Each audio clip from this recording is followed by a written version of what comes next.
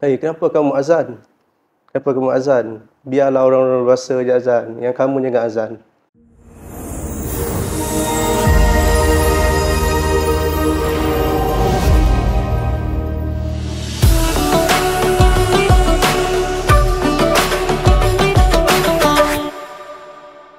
Bismillahirrahmanirrahim. Assalamualaikum warahmatullahi wabarakatuh. Alhamdulillahirabbil alamin. Syukur salam Ramadan kita kembali sekali lagi untuk season ketiga The Journey, dan hari ini kita akan bersama iaitu untuk siri keempat bersama dengan seorang sahabat kita yang dah beberapa tahun saya kenal, juga daripada kalangan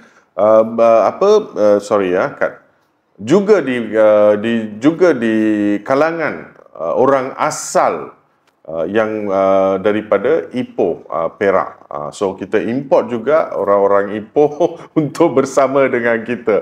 Okey, bersama kita alhamdulillah hari ini ialah Bro Nizam. Apa khabar Bro Nizam? Ustaz Nizam, masya-Allah. Ustaz Nizam. Apa khabar Ustaz? Sihat, alhamdulillah. Alhamdulillah. So Ustaz bila sampai kat sini? Semalam lah. Okey, sekarang Ustaz buat apa?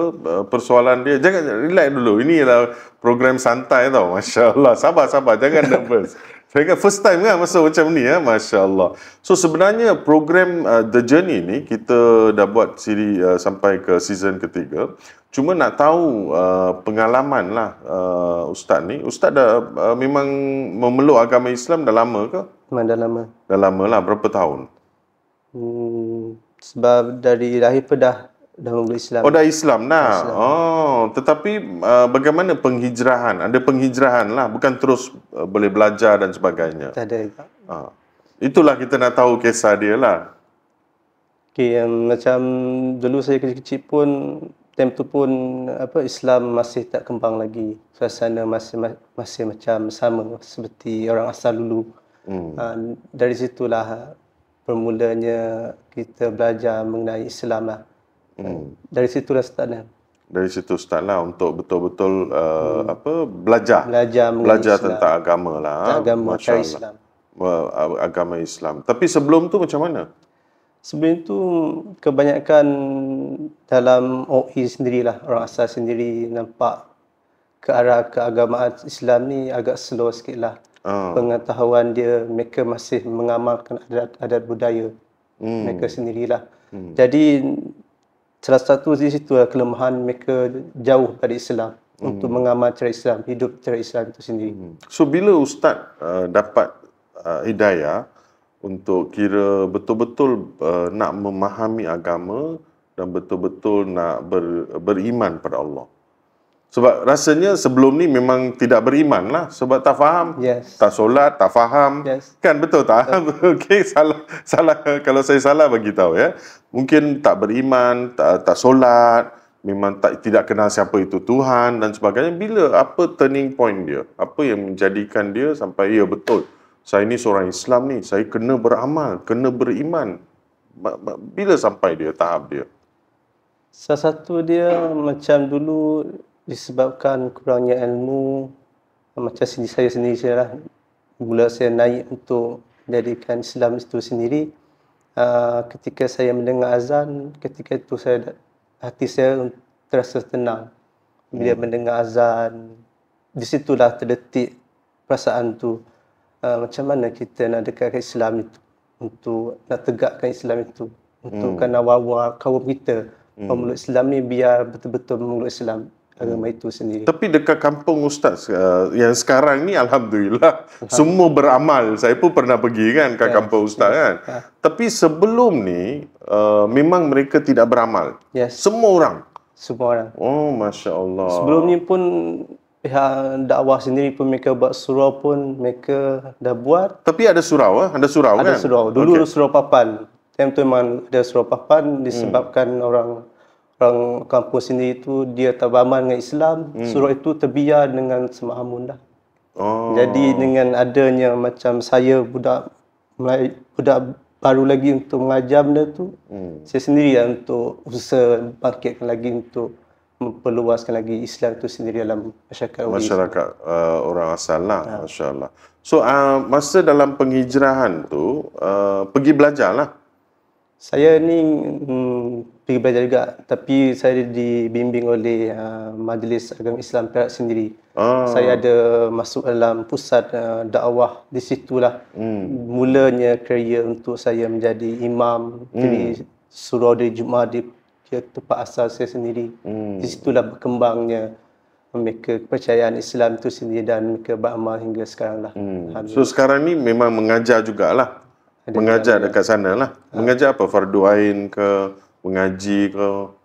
Sekarang tu Iqra' tak ada insya-Allah lah. InsyaAllah. Okey. Fardu Ain lah kebanyakan kan? Masya Allah. So apa perasaan Ustaz sekarang ni daripada apa yang berlaku dan sebagainya? Apa kelemahan sebenarnya di kalangan orang asal kita? Kelemahan yang utama apa yang saya lihat ialah Ataupun apa yang perlu diperbaiki? Ya, sebab banyak saya lihat, betul lah, kebanyakan lah, kalau sahabat-sahabat kita tahu, kebanyakan yang kita tahu, macam sebagai contoh, pendakwa kita masuk dalam, pergi sampaikan Islam sampai dalam. Orang mengucap, Alhamdulillah, menerima Islam. Dia dah balik-balik, dia orang tak beramal. Betul? Betul. Ya? So, apa yang mungkin kelemahan tu yang kita boleh perbaiki sendiri? Ya, di kalangan sahabat kita yang tahulah perkara ni memang berlaku. So, apa yang kita boleh perbaiki? Yang tu selalunya bila mereka dah dah masuk Islam kan. Salah satunya punca macam pendakwa sendiri, mereka dah lafazkan syahadah. Mereka terus balik, kadang perumahan yang jauh tu mereka balik, jadi mereka nak ulang alik tu memakan masa. Salah satu mereka akan terhilangnya syahadah tu sendiri. Mereka nak beramal, mereka tak tahu apa perlu nak buat untuk nak beramal betul. Okey. Salah satu situlah So punca. apa yang boleh kita baiki daripada itu?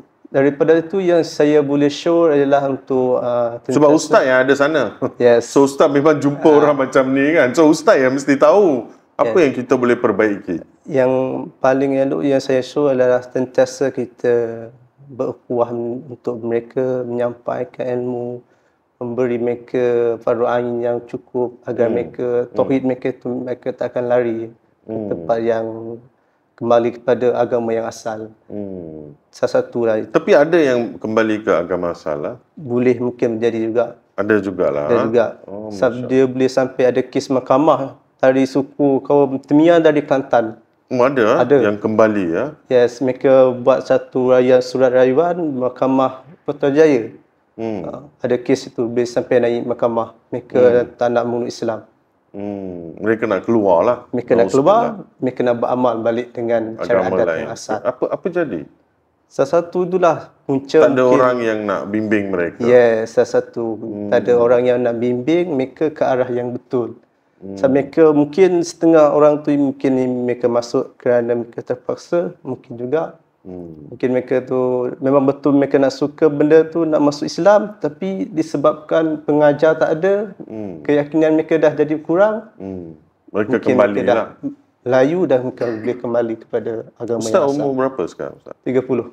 30. Okey, Alhamdulillah. So apa perancangan Ustaz dalam sekarang ni dah jadi seorang imam dan juga mengajar dekat kampung orang asal di Ipoh sana. So apa perancangan Ustaz lepas ni? Sebab macam Ustaz ni kita sebenarnya melihat ada potensi. Sebab kita nak sebagai sahabat-sahabat kita yang saya ingat kita pernah jumpa beberapa kali kan. So kita sebenarnya mencari mereka-mereka yang seperti Ustaz lah, yang boleh menjadi the leaders of Islam, yang boleh membimbing, yang boleh menjadi seorang ketua dalam agama ataupun ketua agama dalam orang-orang orang asal lah macam tu. So apa perancangan Ustaz? Perancangan Ustaz macam saya sendiri melebihkan untuk kita buat kelas-kelas yang untuk kesedaran mengenai Islam, ruh-ruh yang cerita Nabi, untuk tarikkan hati mereka untuk kembali kepada kisah-kisah Nabi itu sendiri, perjalanan hidup Nabi itu sendiri, agar mereka dapat feel daripada cerita-cerita Nabi itu sendiri. Macam mana perjuangan Nabi untuk menegakkan Islam ini bermula dari bawah hingga ke atas itu sendiri. Jadi paling elok kita buat satu motivasi ataupun kelas-kelas mengenai pengajar lah, agar mereka sentiasa istiqomah untuk melakukan benda-benda kebaikan. So dalam proses ni Ustaz pernah tak jumpa kes-kes yang mungkin yang memang susah nak kita nak bimbing mereka? Sebab bukan semua orang yang kita bimbing dia akan ikut, betul tak? Kita pergi panggil dia setiap hari pun, mungkin dia tak sampai pun untuk belajar kan? So ada tak macam tu juga? Kemungkinan ada juga. Mungkin hari-hari pun kita pergi jumpa dia, dia memang dia tak nak pun datang kelas. Dia pun tak nak pun nak mengajar. Nak dapat memang ada ilmu. Dalam masyarakat saya sendiri, dalam kampung pun ada juga. Ada juga. So apa tindakan Ustaz? Yes, dia sebab cara berbeza tau. Yes. Sebab mengikut mengikut apa yang kita sendiri pun kita buat ni, ada di kalangan mereka sebab dia punya dia punya cara dia berbeza dari segi dia punya dia punya etnik dia. Ya, dia punya etnik dia berbeza cara dia. Ya, macam mana kita nak mendekati mereka. So daripada orang asal macam mana? Macam mana kita nak mendekati mereka untuk bawa dia kembali? Sesuatu kita buat hijrah rumah ke rumah, kita menziarah rumah ke rumah, kita bagi bantuan, kita bersalam, bercerita, ataupun kita memesra, rapatkan hubungan kita. Itulah salah satu untuk kita nak berkesan tak? Mungkin boleh juga. Sebab mungkin setengah penggerak-penggerak masyarakat orang dulu memang macam tu kita buat. Mungkin kita salah satu ikhtiar lah untuk kita untuk nak usaha ke arah tu. Tapi kampung macam Ustaz duduk tu, dia memang dekat masyarakat, hari-hari pun jumpa kan, betul tak? Kadang-kadang tak ada juga. Tak juga. Sebab macam saya pergi pun, dia memang dekat-dekat semua keluarga. Sebab satu rumah tu mungkin ada 2-3 keluarga yang duduk kan, betul lah. So dia mungkin hari-hari pun mungkin kita jumpa. Tapi macam tu lah kan, sebab kita kena ikhtiar dan kita kena mendalami, jumpa mereka dan sebagainya. Yes, kita boleh bersembang dengan, mungkin dia ada masalah kita sendiri, kita tak tahu apa yang mereka alami kan. Apa program yang biasanya buat dekat sana? Macam program-program yang mendekatkan mereka. Mungkin di kalangan sahabat kita ni boleh tahu yang mereka pun boleh terlibat juga. Ya, sebab yang kita buat selalunya dekat Kampung Tonggang dan sebagainya, di kawasan sekitaran tu ialah program untuk Ramadan, program korban dan sebagainya. Apa lagi program yang kita boleh buat untuk mendekatkan mereka? Sebab niat kita ialah untuk mendekatkan mereka, untuk ukhuwah bersama, supaya mereka boleh feel lah, macam Ustaz cakap, dia boleh feel, aku ni orang Islam tau. Aku boleh pergi, I pun boleh pergi macam tu. Boleh bersama dengan orang Islam. Apa lagi program yang rasanya Ustaz kita boleh buat? Salah satu mungkin kita boleh macam saya cakap tadi, untuk ziarah rumah ke rumah pun boleh. Ataukah kita buat macam sukan neka yang melibatkan cari Islam pun boleh, agar mereka tertarik dengan cari Islam, dan kita buat masak-masak gotong royong ke, ataupun kita buat solat tahajud bersama pun boleh. Boleh ataupun kita boleh buat bersahur bersama dalam penduduk kampung sendiri. Bersahur bersama. Satu lah boleh, kita boleh eratkan lagi hubungan, dan kita boleh bersembang dengan mereka, dan kita boleh share apa masalah yang mereka lalui. Mungkin dari situ mungkin mereka akan boleh senang untuk bersembang lah. Bersembang, insya-Allah. Okey. Kita ambil break sekejap. InsyaAllah kita akan kembali selepas ini dalam The Journey Season 3.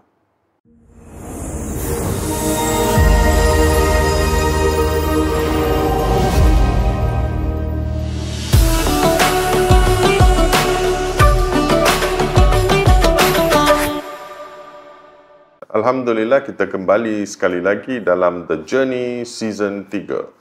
Okey, so kita kembali balik kepada Bro Ustaz Nizam. Bro pula Ustaz Nizam. So Ustaz Nizam sekarang ni ialah seorang imam dekat sana kan? Betul tak? Yes. Ya, so dalam apa perasaan bila start untuk menjadi seorang imam? Saya start menjadi seorang imam dari awal lagi. Saya kanak-kanak dalam usia dalam 14 tahun, ketika tu saya memula sekali azan dalam kampung tu saya. Walaupun time tu saya bukannya seorang muazzin atau imam, tapi saya sekadar untuk sukarelawan untuk berazan saja. Tapi time tu pun dah start mula ada cabaran dia. Ketika saya azan setiap petang, zuhur, asar kan. Ada ketika itu ada cabaran dia, ada seorang tu dia tegur saya. Hey, kenapa kamu azan? Kenapa kamu azan? Biarlah orang-orang luasa je azan, yang kamu jangan azan. Ketika tu saya memang saya tak boleh nak azan tu. Memang saya dah tak nak mengenai azan surau ke untuk buat sekelewat untuk surau ke. Ketika itulah saya berjalan sepi. Ada satu hamba Allah tu yang datang pujuk, kata, kamu jangan putus asa, ini kerja Tuhan ni. Kerja agama. Kerja agama ni mesti ada hikmah dia, mesti ada balasan dia. Betul. Jadi kamu jangan berhentilah terusan untuk kerja dakwah ni. Ini salah satu kerja mulia yang kita tegakkan. Dari situlah semangat seorang hamba itu bagi tahu dengan saya. Dari situlah saya terus bangkit untuk teruskan apa niat saya. Dan alhamdulillah dari lepas itulah saya dapat ditawarkan menjadi imam lah dalam kampung itu. Pada usia umur saya dalam 25 macam tu. Oh, Masya Allah. Baru 5 tahun lah kira. 5 tahun menjadi... Start 2017 ingat. Oh, 17. Oh, 2017. Di situlah start menjadi imam lah, sebagai imam dalam kampung itu lah. Dan juga adik saya pun imam juga. Dalam kampung tu ada 2 imam. Oh, Masya adik saya pun imam juga. Imam juga, Masya Allah. So, apa perasaan first time jadi imam ni? Yes. Bukan semua orang immediately boleh pergi kan, betul tak? Yes. Lagipun kalau dah kahwin mungkin okey lah kan, sebab kita mengimamkan isteri kita, anak-anak kita kan. Ya, tapi sebagai yang first time menjadi imam kepada masjid, yang memang dekat sana, seperti kisah dia yang mereka yang masih tidak beramal dan sebagainya kan. So apa perasaan dia? Yes, perasaan dia memang teruja. Rasa teruja lah. Teruja juga. Tak ada takut-takut, nervous. Macam mana aku lepas ke aku ni? Kan, ya teruja juga. Tapi salah satu adalah mengalaskan tanggungjawab untuk membimbingkan masyarakat orang OI sendiri agar mereka kembali kepada jalan yang diredai Allah. Masya Allah. Yang tersendiri. Yang itu saya utamakan niat yang paling nombor satu. Masya Allah. Sebab siapa lagi kalau kita yang tak ambil jawatan macam tu, siapa lagi nak bangunkan masyarakat orang betul asli itu sendiri. Betul. Kalau kita sendiri takut, tak yakin, siapa lagi nak buat kan? Hadapan. Betul. Tak ada orang yang akan buat. Allah dah bagi kita tu sebenarnya. Allah yang pilih kita sebenarnya. Masya Allah. Ya, walaupun tugas tu agak berat, tapi saya pikul dan usahakan untuk mengubah hidup masyarakat orang asli itu sendiri. Agar mereka kembali kepada jalan yang diredai itulah sendiri. Masya Allah. So dalam dekat kampung orang asli yang surau atau masjid sekarang ni, berapa saf boleh dapat? Alhamdulillah setakat ni dalam 3 saf boleh dapat. Subuh pun lah. Subuh boleh dalam susah boleh lah. Boleh lah. Alhamdulillah. Okey. So dalam menjadi seorang imam ni ada tak ujian dia? Macam ada pernah dikecam, tadi pernah kecam tapi masa muda lah kan? Masa muda. Lepas tu ada tak? Dari sekarang yang lepas pada saya jadi imam tu, ada macam kes yang tak nak solat, kita pergi jumpa dia, tak nak, aku tak nak solat. Buat apa kau peduli dengan aku? Ada tak? Ada juga. Tapi kes yang ada satu hamba Allah tu sendiri yang cakap yang macam kami sendiri tiap-tiap waktu kan kami azan, laungkan azan. Dia cakap lah, tengok orang sana yang azan tu. Memang tu dosa banyak tu. Macam saya ni tak ada dosa. Dia boleh mengaku dia sendiri tu dia tak ada dosa. Sedangkan kita sembah yang Tuhan bersatu. Kan? Tapi dia boleh mengaku dia cakap, tengok mereka yang azan-azan selalu tu mereka yang banyak dosa. Dah macam dia sendiri tu macam alim. Kan senang alim sendiri pun tak akan cakap macam tu kan. So apa perasaan Ustaz masa tu? Yes, perasaan Rasa memang macam kecewa pun ada juga kan. Lagi cepuk pun dia bangsa sendiri macam kan. tu ada? Ada.